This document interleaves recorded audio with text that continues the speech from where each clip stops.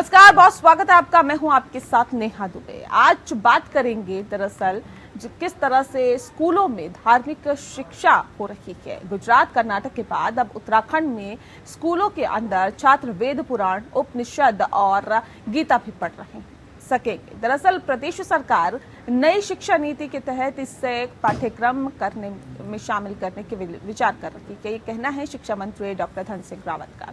उन्होंने ये बात यहाँ दून विश्वविद्यालय में परीक्षा पर्व 4 कार्यक्रम का शुभारंभ करते हुए कही है। शिक्षा मंत्री ने कहा है कि नई शिक्षा नीति में स्पष्ट है कि शैक्षिक पाठ्यक्रम राज्य को तैयार करना है। सरकार भारतीय ज्ञान और परंपरा को स्कूली पाठ्यक्रम में शामिल करने से पहले आम लोगों से इस पर सुझाव लेगी। शिक्षा मंत्री ने कहा कि नई शिक्षा नीति के तहत पाठ्यक्रम तैयार करने के लिए 2 मई को विभागीय अधिकारियों की बैठक बुलाई गई है। इस बैठक में इस पर भी मंथन किया जाएगा। इससे पहले गुजरात सरकार ने ऐलान किया था कि श्रीमद्भागवत गीता सार को गुजरात में स्कूलों में 6ठी से 12वीं कक्षा के पाठ्यक्रम का हिस्सा बनाया जाएगा। गुजरात सरकार की ओर से जारी की गई नई शिक्षा नीति में इस बात का ऐलान किया गया है। सरकार की ओर से जारी बयान में कहा गया था कि स्कूल के बच्चे गीता के ज्ञान और उस मूल्यों को जान सके जिसके लिए गीता और वक्तत्व स्पर्धा, श्लोक ज्ञान और साहित्य का आयोजन भी किया जाएगा। वहीं कर्नाटक सरकार भी स्कूलों में श्रीमद्भागवत गीता को सिलेबस में शामिल करने पर विचार कर रही है। कर्नाटक के प्राथमिक और माध्यमिक शिक्षा मंत्री बीसी नागेश ने इस बात की सूचना दी है। हालांकि सरकार के इस फैसले पर आपत्ति भी सामने आई है। वहीं सोशल मीडिया पर भी लोग इसके समर्थन और विरोध में अपनी प्रतिक्रिया दे रहे हैं। राज्य के पूर्व मुख्यमंत्री और विधानसभा में नेता प्रतिपक्ष के सिद्धारमैया ने कहा है कि हम नैतिक शिक्षा के विरोध में नहीं हैं। हम संविधान और सेकुलरिज्म में विश्वास रखते हैं। हमें इस पर कोई आपत्ति नहीं है कि सरकार श्रीमद्भागवत गीता, कुरान या बाइबल पढ़ाने का फैसला ले। सोशल मीडिया पर कई लोगों ने ये भी सवाल उठाए हैं कि जब स्कूलों में हिजाब पर प्रतिबंध हो सकता है तो फिर गीता क्यों पढ़ाई जा रही है। दरअसल इस तरह की शुरुआत बीजेपी शासित राज्यों में हो रही है। विपक्ष इसे हिंदुत्व से जोड़कर देख रहा है। विपक्ष का भी ये कहना है कि स्कूलों में सभी धर्मों का सम्मान होना चाहिए। दूसरे धर्म में भी अच्छी बातें होती हैं, वे भी पढ़ाई जानी चाहिए। सवाल है कि क्या स्कूलों में धार्मिक शिक्षा देना सही है? अगर हाँ तो कितना सही है? अगर ये सही है तो फिर एक ही धर्म पर क्यों फोकस किया जा रहा है?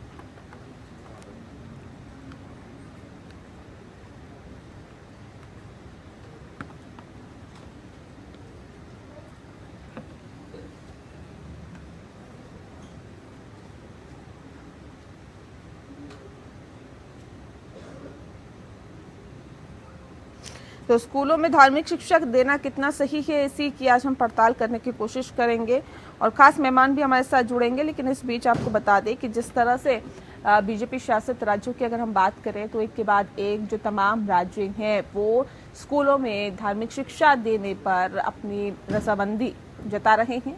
गुजरात, कर्नाटक के बाद अब उत्तराखंड में स्कूलों में छात्र वेद पुराण, उपनिषद और साथ ही साथ गीता भी पढ़ सकेंगे। प्रदेश सरकार नई शिक्षा नीति के तहत इसे पाठ्यक्रम में शामिल करने पर विचार कर रही है। ये कहना है शिक्षा मंत्री डॉक्टर धन सिंह रावत का। उन्होंने ये बात यहाँ दून विश्वविद्यालय में परीक्षा पर्व 4 कार्यक्रम का शुभारंभ करते हुए कही है।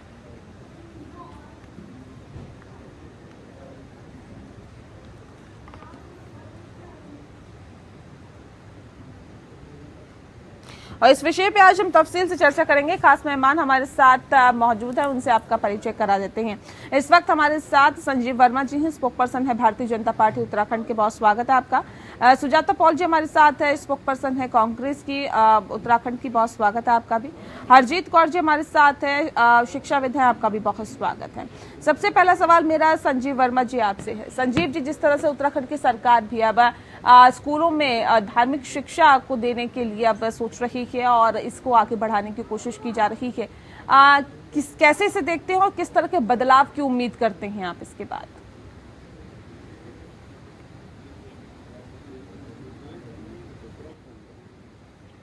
संजीव जी, आवाज मिल पा रही है आपको? चलिए, उनको आवाज नहीं मिल पा रही। सुजाता जी, इस फैसले को कैसे देखते हैं आप? देखिए, अगर आप भारतीय जनता पार्टी के परिप्रेक्ष्य से पूछेंगे तो ये अजब गजब की बात है कि वेद का सार उपनिषद और उपनिषद का सार गीता, और इसके बारे में हम तो पढ़ते ही रहे हैं। हमने अपने समय में उपनिषद की कहानियां पढ़ी हैं और ये भी समझा है कि उनकी जो कहानियां हैं वो जीवन से किस तरह से जुड़ी हुई है, क्या सीख देती है। और ये कोई नई चीज तो है नहीं, या ये पुरानी वाली कहानियों को हटाकर शायद नई वाली कहानियां पढ़ाने की बात कर रहे हैं, तो भारतीय जनता पार्टी अपना प्रचार और प्रसार कर रही है। ऐसा किसी को भी कोई मुश्किल नहीं हो सकती। लेकिन एक चीज को याद रखना चाहिए कि जब हम नैतिक बातों की बात करते हैं, नैतिक शिक्षा की बात करते हैं, तो हमें बच्चों को सौहार्दपूर्ण वातावरण भी देना चाहिए और सौहार्दपूर्ण वातावरण देश में बनाए रखने के लिए भी शिक्षा देनी चाहिए। तो कोई भी चीज करनी हो, अगर धार्मिक शिक्षा स्कूल में दी जाएगी तो क्यों आप लोगों को ऐसा लगता है सौहार्दपूर्ण वातावरण नहीं रहेगा? मैंने ये नहीं कहा, मैंने कहा कि ऐसा होना चाहिए। और दूसरी बात मैंने ये भी कहा कि उपनिषद की कहानियां तो आपने और मैंने भी पढ़ी हैं स्कूल में, ये कोई नई चीज तो हो नहीं रही। गीता के बारे में आपने और मैंने भी पढ़ा है, हमने भी मंत्रोच्चारण सीखे अपने स्कूलों में। तो सच्चाई ये है कि भारतीय जनता पार्टी जिस प्रकार से इसको दिखा रही है आज, वो बड़ा दुखद है कि ऐसा लग रहा है कुछ नई चीज नहीं। तो ये विषय के तौर पर आपने कभी पढ़ा है क्या? वो भी ठीक है, आपने धार्मिक शिक्षा विषय के तौर पर ग्रहण की है क्या सुजाता जी? लेकिन अब तो विषय के तौर पर आएगी ना ये धार्मिक शिक्षा, तो इसे आप कैसे देखते हैं? क्या लगता है कि कुछ बदलाव आएगा? क्या लगता है कि बच्चों को मद्भागवत गीता का ज्ञान होना चाहिए और उसके बाद कहीं ना कहीं बच्चों को पता चलेगा कि आखिर किस तरह से क्या कुछ रहा था पहले, कैसे जो लोग हैं उसको आगे बढ़ाते हैं? क्या नहीं लगता आपको कि एक विषय के तौर पर आएगा तो उसको बहुत गहराई से और बहुत करीबी से लोग जानेंगे या बच्चे जानेंगे? देखिए, मॉरल साइंस के रूप में तो हम लोग इस चीज को पढ़ते ही रहे हैं, लेकिन अगर आप उपनिषद की कहानियों की बात करें, पंचतंत्र की कहानियां भी होती हैं, उनको हमने विषय के रूप में नहीं मगर हिंदी के पाठ्यक्रम, अंग्रेजी के पाठ्यक्रम में भी पढ़ा है। लेकिन अगर आप ये कह रही हैं कि इसे एक सब्जेक्ट के रूप में दिया जाएगा तो कौन सी कक्षा से किया जाएगा, ये सवाल उठता है। क्योंकि क्या हम एक धर्म की शिक्षा देंगे बच्चों को स्कूल में, या बच्चों को कहानियों के जरिए अच्छी शिक्षा और अच्छे बच्चे बनने की एक जिसे कहते हैं एग्जाम्पल सेट करने की तरफ हम कदम बढ़ाएंगे। एक शिक्षक होने के नाते भी मुझे इस बात को लेकर चिंता है कि बच्चों के बीच में किसी भी तरह का भेदभाव नहीं होना चाहिए। हमें इसे धर्म के रूप में हरजीत जी, क्या कहानियों के जरिए बच्चों को अच्छी शिक्षा दी जाती है लेकिन गीता का सार पढ़ाकर लोगों को या बच्चों को अच्छी शिक्षा नहीं दी जा सकती है क्या? देखिए, मैं इसको इस तरह से देखती हूँ कि आप ये सोचिए कि एक धर्म हमें अपनी संस्कृति से तो जोड़ना है, इसमें कोई दो राह नहीं। लेकिन हमारी जो प्लूरल सोसाइटी है, डाइवर्स सोसाइटी है, हम ये नहीं कर सकते कि सिर्फ एक ही धर्म की हम शिक्षा, क्योंकि इस तरह से तो हम ये स्थापित कर रहे हैं कि एक धर्म जो है वो बाकी धर्मों से ऊपर है। मेरा कहना ये है कि बजाय इसके कि हम एक धर्म की शिक्षा दें, हमें सभी धर्मों के बारे में बताना चाहिए। और जब बच्चे देखेंगे कि हर धर्म में तकरीबन सेम बात कही जा रही है, हर धर्म यही कहता है कि अपने पड़ोसी से प्यार रखें, हर धर्म ये कहता है कि अपने पड़ोसी को अगर परेशानी में, वो ये तो नहीं कहता कि किसी और धर्म का है तो वो बुरा है। हर धर्म के अंदर जब एक ही बात है, मुझे लगता है बच्चों को सिर्फ एक धर्म की शिक्षा देने के बजाय सभी धर्मों के बारे में बताना चाहिए। जब सभी धर्मों में एक ही बात है, जब सभी धर्मों में एक ही बात है तो सभी धर्मों को क्यों आप लोगों को ऐसा लगता है कि आगे बढ़ाना चाहिए या रखना चाहिए? इसलिए लगता है कि हमारी जो है प्लूरल सोसाइटी है, हमारी जो सोसाइटी डाइवर्स है। तो नई शिक्षा नीति भी है, जिसे हम नेशनल एजुकेशन पॉलिसी कहते हैं, वो भी कहता है कि हमें स्टूडेंट्स की डाइवर्सिटी को ध्यान में रखें।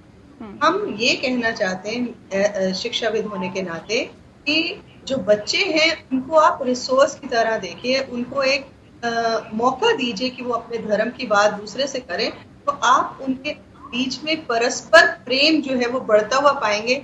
और ये जो समाज में अलगाव, एक दूसरे से घृणा की भावना है, ये मुझे लगता है दूर होती जाएगी अगर हम बच्चों को ये मौका दें तो वो अपने अपने धर्म की बात वहाँ करें। और इसके लिए हम एजुकेशन फॉर पीस कर सकते हैं कि कैसे हमने एक दूसरे के साथ मिलजुल कर ठीक है, ठीक है, आप बने रहिए हमारे साथ। संजीव वर्मा भी लगातार हमारे साथ जुड़ा हुआ है। संजीव जी, आप सवाल इस बात को लेकर है जिस बात का जिक्र अभी हरजीत जी कर रही थी। इनका कहना है कि जब समाज में सभी धर्म के लोग रहते हैं तो फिर गीता का सार ही क्यों पढ़ाया जाएगा, बाकी धर्मों को भी उतनी ही तवज्जो दी जानी चाहिए। सुजाता जी, क्योंकि गीता को पढ़ाने की बात की जा रही है एक विषय के तौर पर, बाकी और तमाम जो धर्म है उसको नहीं पढ़ाया जाता है, सिर्फ गीता को ही पढ़ाया जाता है, या हिंदू धर्म को ही आगे बढ़ाने की बात की जाती है। बहुसंख्यक तो हिंदू ही है, तो जाहिर तौर पर हिंदू के जो मान्यता है गीता, या फिर यूं कहे कि गीता को जब माना जाता है ज्यादा, तो उसी को ही आगे बढ़ाने की बात होगी। तो ये कैसे कैटेगराइज करना चाहिए, क्या आप लोगों को लगता है, और इसका अगर विरोध हो रहा है तो क्यों विरोध हो रहा है? क्या नहीं लगता जो बहुसंख्यक है उन्हीं की आस्था को ध्यान में ज्यादा रखना चाहिए? देखिए, आप जो बात कह रही हैं ये बहुत ही चिंता का विषय है कि आप कह रहे हैं कि केवल बहुसंख्यक का ध्यान रखना चाहिए और उन्हीं के धर्म को बढ़ाना चाहिए। अगर आप उस तरीके से इसे देखेंगी तो ये गलत हो जाएगा। मैंने पहले भी कहा, गीता में ऐसी बहुत सारी बातें हैं जो हर धर्म के लोगों को समझ में भी आती है, वो उसको मानते भी हैं। उसी प्रकार से हर धर्म में ऐसी बहुत सारी चीजें होती हैं जिनको मानना चाहिए। लेकिन पहली बात तो ये है कि कौन सी क्लास से ये धर्म की शिक्षा देना शुरू करेंगे, ये सवाल भारतीय जनता पार्टी की सरकार पर है। दूसरी बात, हम संविधान से चलते हैं, धर्म से नहीं चलते, और बहुसंख्यक की जिम्मेदारी बताई गई है हमारे जो संविधान है उसमें कि उनकी जिम्मेदारी होती है कि अल्पसंख्यक की देखभाल करे, अल्पसंख्यक असुरक्षित महसूस ना करे, इस ओर भी ध्यान दे। और अगर हम धर्म के नाम पे विभाजन की राजनीति का खेल शिक्षा में भी लेके आएंगे, इसका मतलब ये है कि मोदी जी की जो इच्छा है एक फैशिस्ट होने के नाते, वो चाहते हैं कि लोग वही चीजें करें जो वो चाहते हैं। और मैं आपको एक चीज बिल्कुल साफ कर दूं, जब आप धर्म की बात करते हैं और अल्पसंख्यक और बहुसंख्यक की बात करते हैं, तो अल्पसंख्यक 6 कैटेगरीज में हम मानते हैं अपने देश में, 6 धर्मों को। तो उसमें केवल मुस्लिम नहीं है, उसमें सिख भी है, पारसी भी है, जैन भी है, बुद्धिस्ट भी है, तो और ईसाई भी है। तो अगर हम इस तरह की बातें करेंगे तो ये गलत हो जाएगा। अच्छी शिक्षा दी जानी चाहिए। धर्म की शिक्षा आपको देनी है, कौन सी क्लास से देंगे, भारतीय जनता पार्टी इसको साफ करे। क्या आप पहली कक्षा और दूसरी कक्षा से धर्म को भी इंक्लूड करेंगे? नहीं, 6ठी से 12वीं तक की बात कही जा रही है अभी तो। या तो 6ठी से 12वीं तक क्या बच्चों के पास वैसे ही काफी सारी चीजें नहीं है पढ़ने के लिए?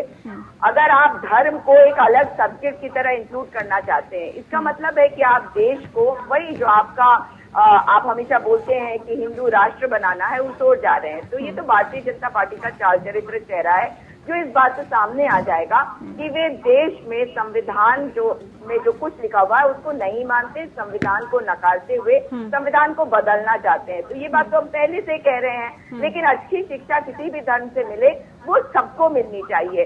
और एक धर्म के बारे में अगर आप बताएंगे बच्चों को तो वो काफी नहीं होगा। ठीक है, ठीक है, यहाँ सिर्फ यही मसला है कि एक धर्म के बारे में ना बताए बल्कि सभी धर्मों के बारे में बताया जाए।